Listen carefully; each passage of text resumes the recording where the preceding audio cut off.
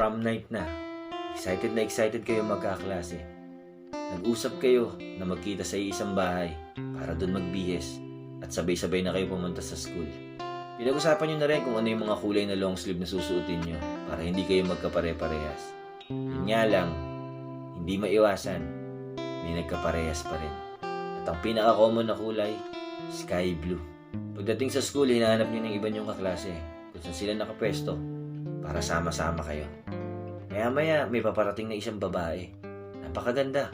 Hindi nyo kalala kung sino. Bigla siyang lumapit sa inyo. Hindi nyo mamukaan. Bigla kayong nagulat na napagtanto nyo. Kaklase nyo pala na parang lalaki kung kumilos. Napakaganda niya na nung inayusan. Hindi kayo makapaniwala na siya pala yun. At nagsimula na nga ang tugtugan.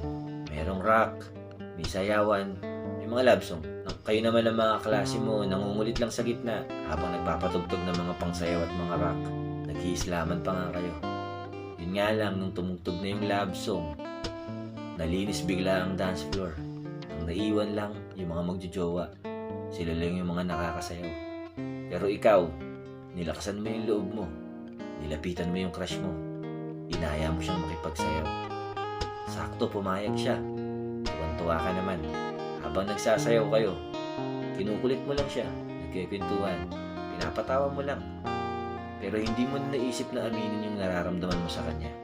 Kontento ka na makasayaw mo siya ng gabi na yon. Kasi alam mo rin naman sa sarili mo na hindi kayo pwede. Alam mo na meron na siyang ibang gusto. Hanggang sa natapos na nga ang gabi, natapos ang ilang buwan, natapos ng school year. Kontento ka nang sinisulyapan lang siya mula sa malayo. Kontento ka na maging masaya nang hindi niya nalalaman. Para nga naman pag nasaktan ka, ikaw lang din ang nakakaalam.